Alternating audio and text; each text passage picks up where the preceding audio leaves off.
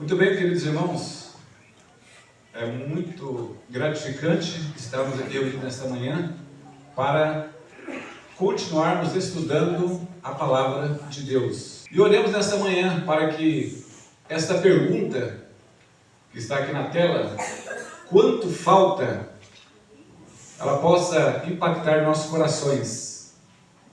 Se fôssemos para dizer, quanto tempo falta para o maior acontecimento da história? Será que nós podemos definir um tempo específico? Este é o primeiro ponto que nós queremos trazer nesta manhã. Existem muitos cristãos hoje que estão determinando uma data específica para a conclusão da história da humanidade. Mas com base nessa pergunta, neste tema, será que nós podemos estipular uma data específica, como por exemplo, para a chuva serôdia, fechamento da porta da graça, ou a segunda vinda de Cristo? Será que nós temos essa autonomia? E nós temos percebido que existem vários grupos religiosos que estão, de fato, apresentando uma data, Aliás, não somente agora, mas vez ou outra surgem movimentos apresentando.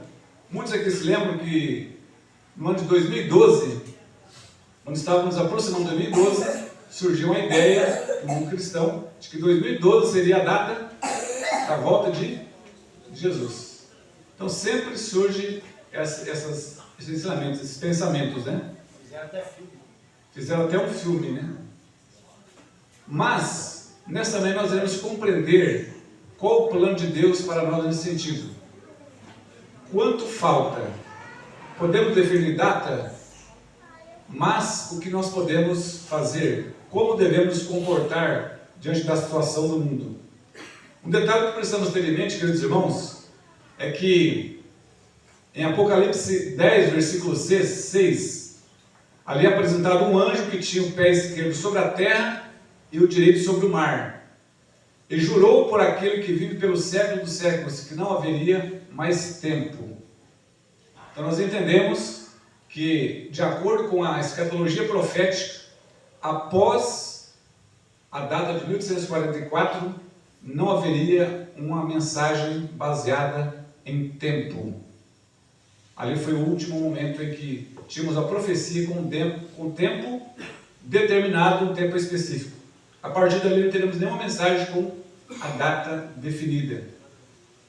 É por isso que nós devemos estar muito atentos e preocupados quando alguém apresenta uma data específica para algum acontecimento.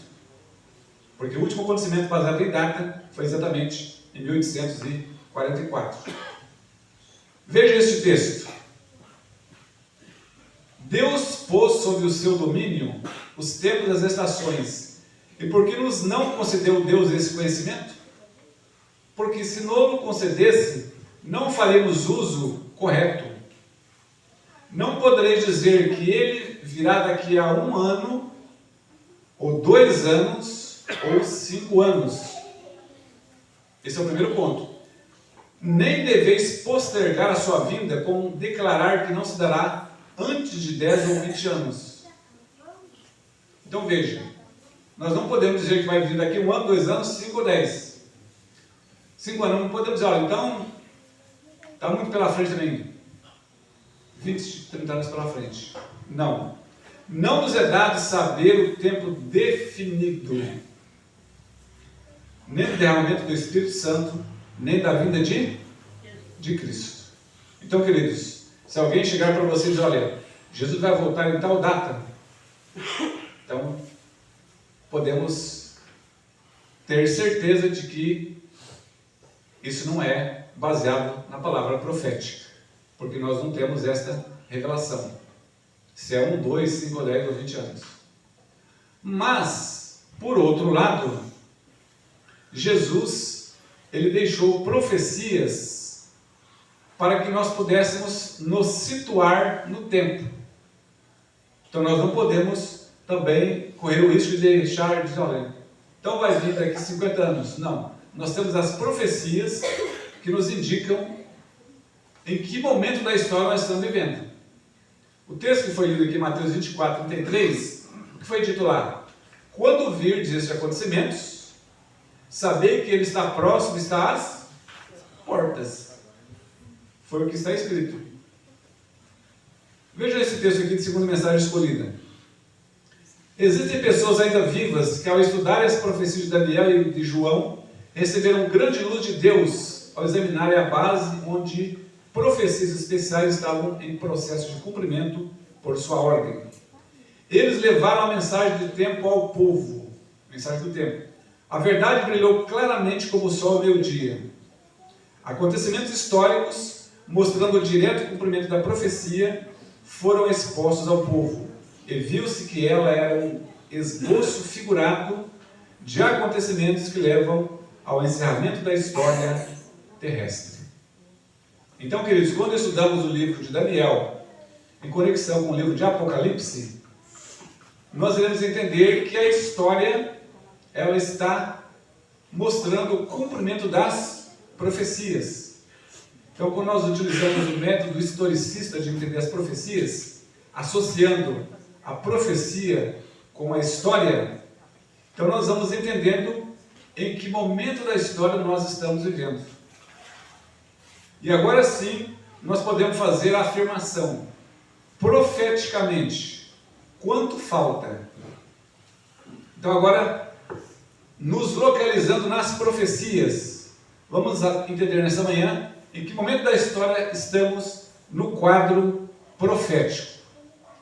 E para isso nós precisamos nos direcionar ao livro do Apocalipse. Lá em Apocalipse capítulo 6, depois os irmãos poderão ler em casa, fala do quê?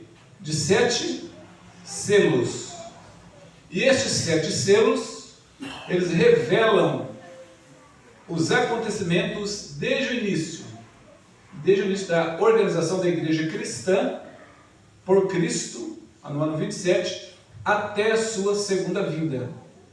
Então, os 7 selos, eles abrangem todo este período da história. E se conhecermos, então, em que momento, em qual selo nós estamos, nós teremos uma ideia profética em que momento estamos na história. Ok? Então, vamos analisar aqui alguns fatos concernentes aos selos. Primeira coisa, o 6º selo, de acordo com a escatologia profética, ele foi aberto em 1755. Ou seja, ele se estenderá até a segunda vinda de Cristo. Nós estamos vivendo então, em que momento, em que número de selos do Apocalipse? Em qual selo? Abertura de qual selo? 6º selo. Estamos vivendo o período do 6º selo, que foi aberto em 1755. E dentro deste período profético, nós temos 4 acontecimentos dentro do período do 6º selo, que nos ajuda a identificar um pouquinho a história que estamos vivendo. Vamos ver aqui como os irmãos estão aí em profecia. Qual foi o primeiro acontecimento dentro do período do 6º selo? Aqui do lado esquerdo. Lado esquerdo aqui agora. Qual foi a pergunta, por favor? Qual foi o primeiro acontecimento dentro do período do 6º selo? Passou na meditação dessa semana. Quem está lendo a meditação, nós estamos estudando todos os dias esses acontecimentos. Esse foi o segundo. O terremoto de Lisboa. 1º de novembro de 1755. O grande terremoto de Lisboa. E conversando aqui com alguns irmãos a semana passada, a história registra que atingiu até mesmo a parte da Europa e foi sentido até mesmo aqui no Brasil. O Brasil foi descoberto em 1500, já existia o Brasil, né? Então foi sentido em algumas partes do Brasil. Então, de acordo com a história, este acontecimento ele se encaixa dentro da cadeia profética de Apocalipse 6 E o próprio Jesus também menciona esse acontecimento como um grande sinal da sua volta. Então, este foi o primeiro acontecimento. O segundo acontecimento no lado direito, dentro do período do sexto selo. Alguém já deu spoiler. Qual foi? Crescimento do sol. 1780. 19 de maio, completou agora aniversário de 1780. Foi o escurecimento do sol. E foi comprovado que não foi um eclipse, porque era período de lua cheia. Em lua cheia não há eclipse. Então, de fato, este acontecimento foi tremendo. Se você ler a história, lê o livro Novo Mundo, Apocalipse, as profecias de Apocalipse, vai relatar ali que as pessoas viveram um momento de escuridão como se fosse a meia-noite. Os animais voltaram para o seu repouso, as galinhas voltaram para o seu puleiro. Então foi uma escuridão tremenda e de fato foi o cumprimento dessa profecia. Agora o terceiro acontecimento, dentro do período do sexto selo. Quando foi? 1833. Olha só, olha o Eduardo aqui, parabéns. 1833, dia 13 de novembro de 1833. Foi a grande chuva meteórica, considerada como queda das estrelas. Esse é o filho. E as pessoas ficaram ali achando que era o momento final, mas estava dentro da cadeia profética. Então, queridos, temos aqui os três acontecimentos dentro do sexto selo. Então veja que o último já se aproxima bastante da nossa era, 1833. Mas haveria um quarto acontecimento ainda, dentro do período do sexto selo. Esse quarto acontecimento é o início da obra do selamento. O quarto e último acontecimento, sob o sexto selo, que começou exatamente em 1844. Então nós já temos aí um período de quantos anos? 180 anos. Está em andamento este processo de selamento, também o processo da pregação da tríplice mensagem angélica. Então nós estamos vivendo na última fase do selamento e do juízo. Ok? Então vamos aqui ter um pequeno gráfico. Então temos o seguinte: pelos 7 selos, estamos no final da obra do selamento, beirando o fim do tempo da graça. Então temos ali 1844 até os dias de hoje, temos 180 anos. Temos o término da graça, o próximo acontecimento. Na sequência, as 7 pragas e por último, a segunda vinda de Cristo. Então, queridos, nós temos diante de nós grandes eventos para ocorrer. E diz a meditação matinal 77 que um terrível conflito encontra-se diante de nós. Um terrível conflito. O que tem estado sob controle será solto.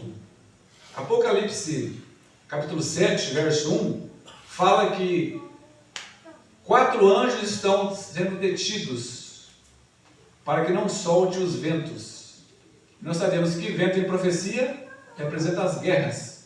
O porquê não surgiu a terceira guerra mundial, eu pergunto a vocês.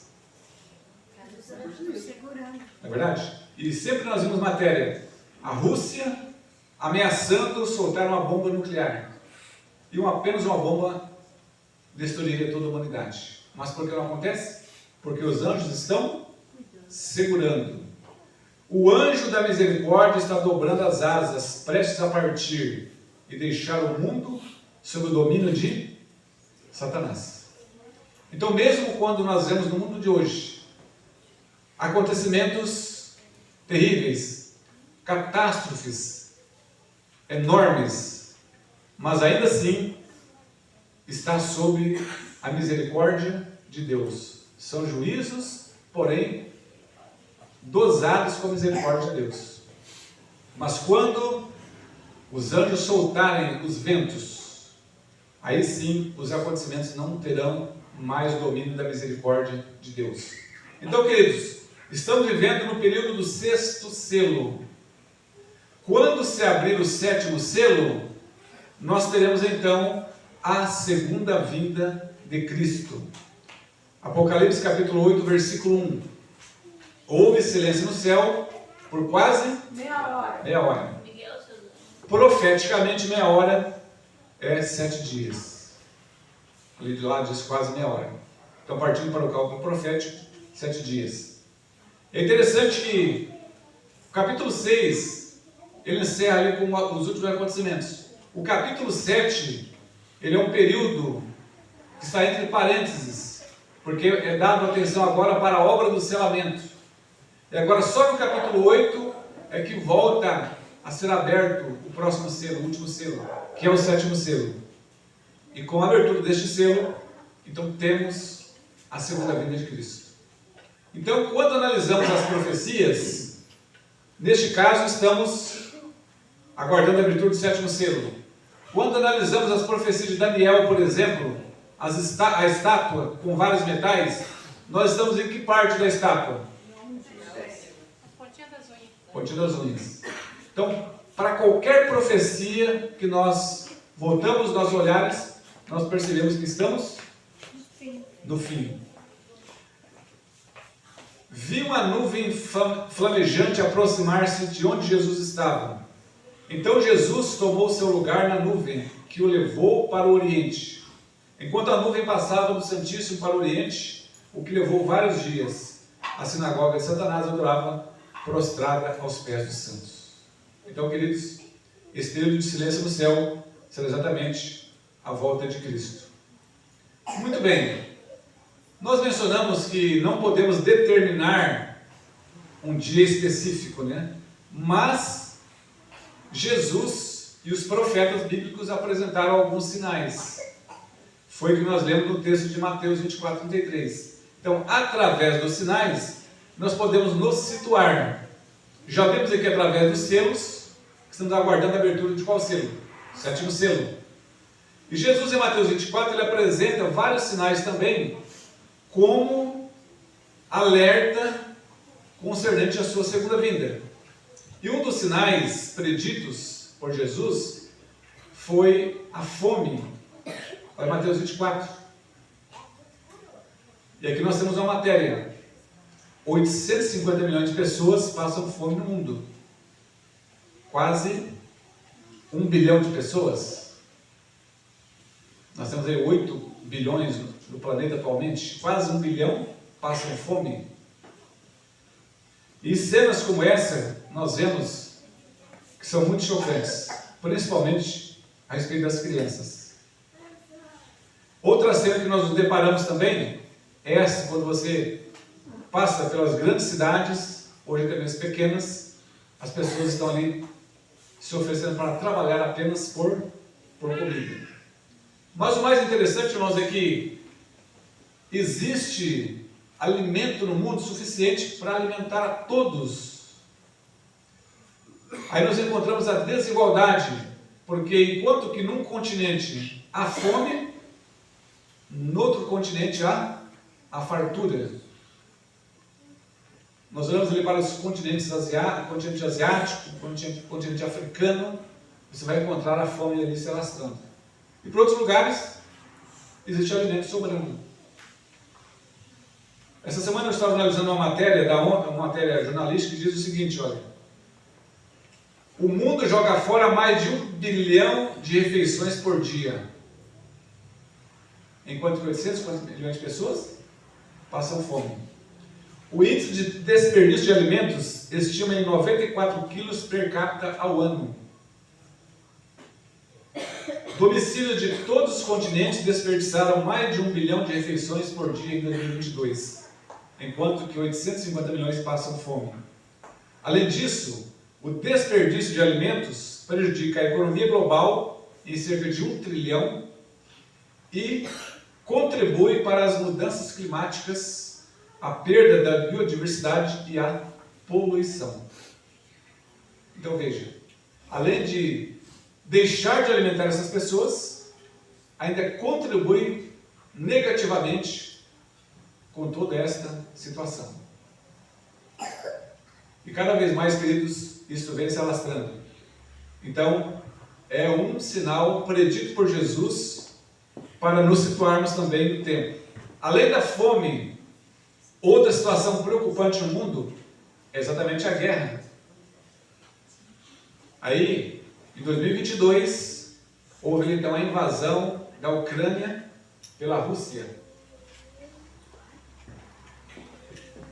Sob o governo Putin, a Ucrânia é invadida numa das maiores ofensivas no continente desde a Segunda Guerra Mundial. Uma das maiores ofensivas desde a Segunda Guerra Mundial. Essa guerra que estamos se alastrando. É interessante que a mídia, quando surgiu a guerra, houve aquele alarme, né?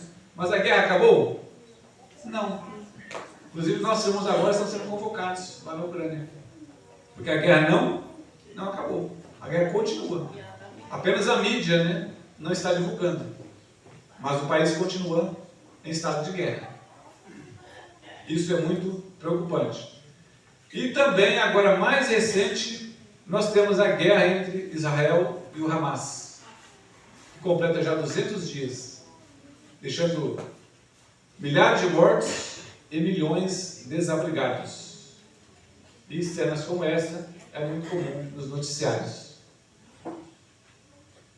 Então veja, Mateus 24 também fala deste sinal. De um século para cá, já ocorreram 2 guerras mundiais e inúmeros conflitos entre países, ceifando milhões de vítimas. Se formos olhar para a Primeira e a Segunda Guerra Mundial, então nós temos milhões de vidas que foram ceifadas. Com qual objetivo? Das nações querendo dominar. Nada mais do que isso. Esse era o objetivo que estava em pauta. Quando olhamos para a questão da segurança onde nós vivemos, na questão da tranquilidade, será que nós podemos viver tranquilamente hoje, sem se preocupar que você vai ser assaltado? Você sofrerá uma violência? Não. Antigamente se falava isso somente nas cidades. Hoje, até mesmo quem mora nas regiões afastadas também estão preocupados, porque a violência ela chega em todos os lugares. Quando moramos ali em Santa Catarina, nós vivenciamos um episódio que chamou a atenção de todas as pessoas. Foi aquele ataque na cidade de Saudades. Nós passamos lá a fazer uma viagem próximo dessa cidade, onde um adolescente invade uma escola e mata crianças. Isso se repete. Tivemos lá o episódio de Suzano. Vez ou outra aparecem essas notícias. Então a violência ela está se alastrando.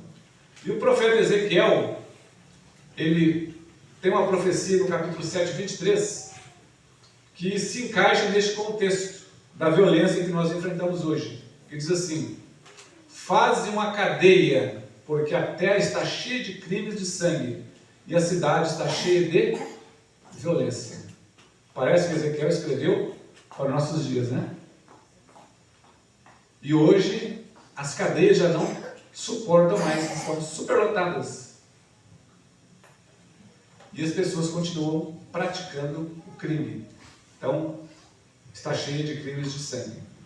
Queridos, quando voltamos nossos olhares para outro foco, na questão do nosso planeta, existe também uma preocupação dos ecologistas com respeito ao Polo Norte. Aqui temos uma imagem, o Polo Norte era assim em 1976. Depois de um período de 24 anos depois, olha como que mudou. Então, o desgelo do Polo Norte.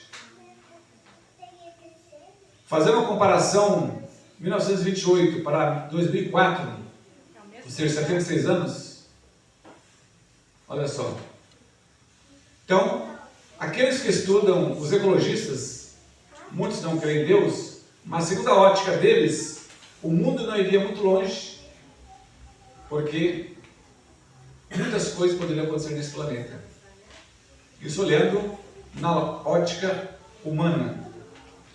Furacões, tornados e tempestades estão aumentando em números e intensidade em todo o mundo. Esse aqui foi um furacão que aconteceu no Brasil em 2005, que até então não existia esse fenômeno no Brasil, só vimos em outros países, mas já tivemos também esse fenômeno em Santa Catarina. Atingiu a costa do litoral catarinense. Foi o primeiro registro oficial de um furacão no Brasil, mas acontece em diversas partes do mundo. E assim, queridos, tsunamis e maremotos têm sido frequentes. E agora, mais recentemente, que está fresco em nossa mente, foi o episódio que nós tivemos aqui no Rio Grande do Sul. Centenas de mortos e milhares de desabrigados, na maior tragédia no Rio Grande do Sul. Para quem já morou ali, como nós, que moramos ali 3 anos, quando nós vemos as imagens de cidades que passamos, trabalhamos, você fica imaginando que parece apenas um filme, né? Mas é uma realidade do que está acontecendo. E uma matéria que me chamou a atenção é que não foi um fato isolado, uma cidade lá que foi alagada, uma cidade que tinha lá o rio que passava ali próximo. 95% das cidades foram afetadas. Então foi um acontecimento extraordinário. Quase 95% das cidades do Rio Grande do Sul foram afetadas pelas chuvas, que ainda as pessoas estão sofrendo por falta de água potável, falta de alimento, agora sem emprego, sem casa, e muitos não poderão reconstruir sua casa naquele local, porque muitos lugares serão proibidos a reconstrução. E diante disso, queridos, existem várias manchetes que nós temos observado preocupantes, como por exemplo, gelo no Ártico pode subir em 35 anos, diz cientistas. Terra esquenta mais do que o previsto, diz painel da ONU. A Terra está em estado terminal, diz pai da teoria de Gaia. Os irmãos já ouviram falar aquela expressão meio ambiente? Sabe por que se usa essa expressão meio ambiente? Porque só temos a metade, o restante praticamente já está perdido. Por isso que fala meio ambiente. Temos o meio. E outras matérias, como por exemplo, Reino Unido terá clima de deserto até o final do século. Então, olhando para a natureza, temos essa preocupação. China será a maior emissão, será a maior emissor global de carbono. Agora eu gostaria de fazer uma pergunta aos irmãos. Se você estivesse viajando num transatlântico como esse, será que você ficaria tranquilo num transatlântico como esse? Muito preparado, abastecido com muitos alimentos para muito tempo, muita riqueza, mas que no fundo deste transatlântico existia apenas um pequeno furo no seu casco.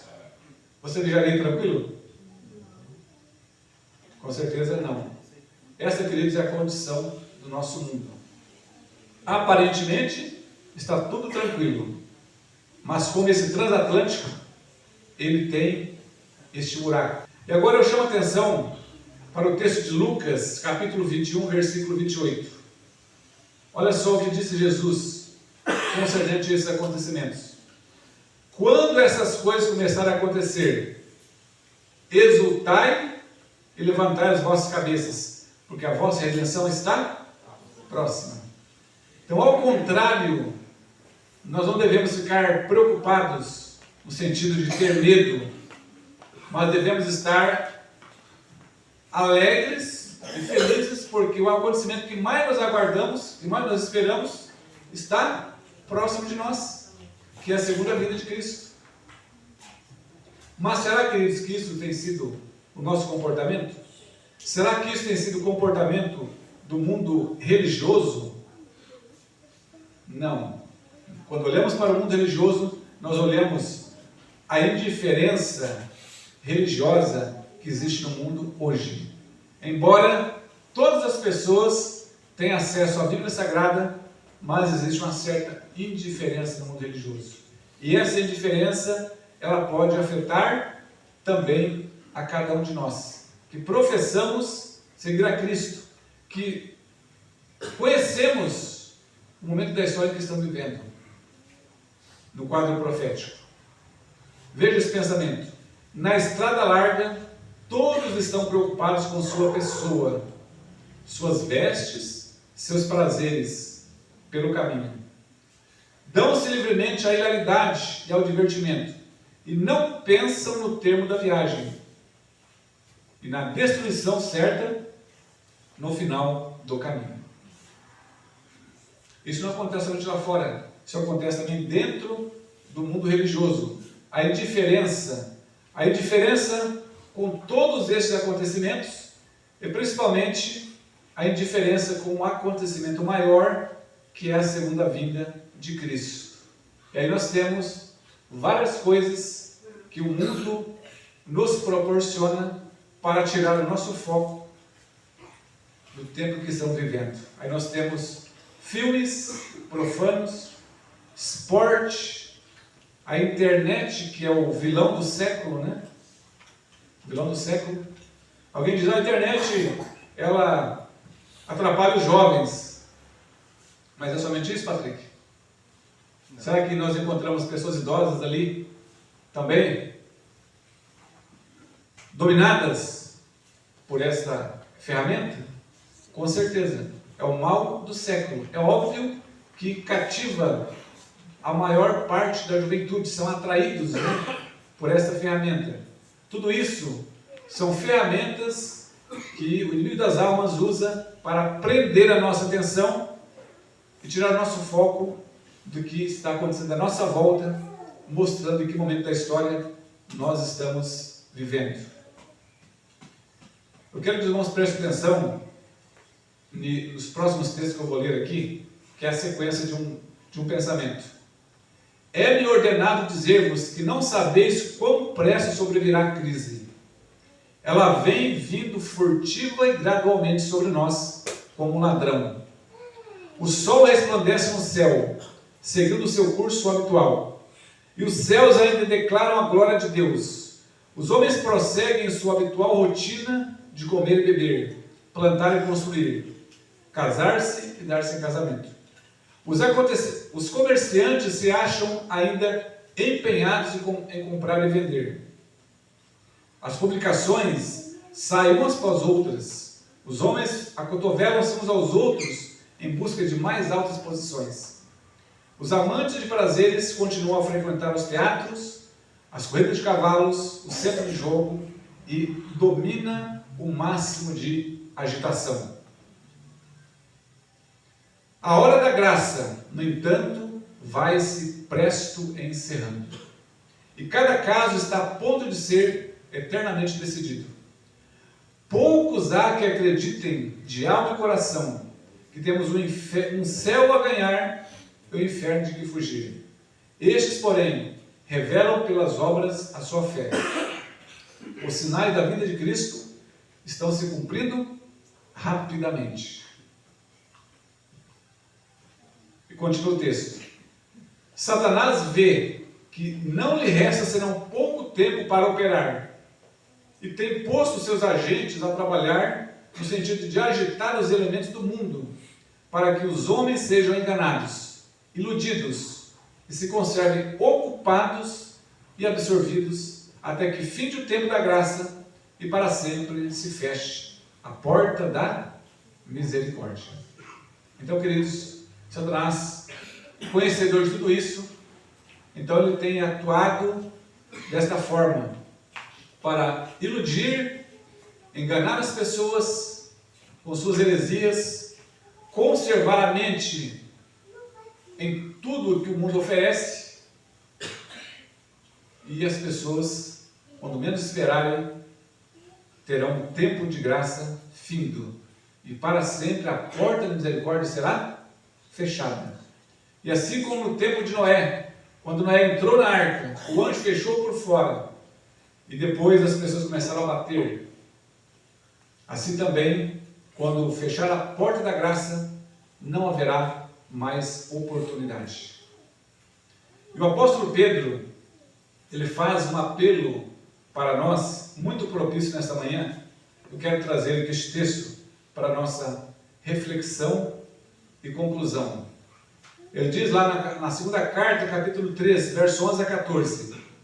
Ora, uma vez que todas essas coisas hão de acontecer, que pessoas não deveis ser em santidade e piedade, aguardando e desejando ardentemente a vinda do dia de Deus, em que os céus em fogo se desfarão, dissolverão, e os elementos ardendo se fundirão?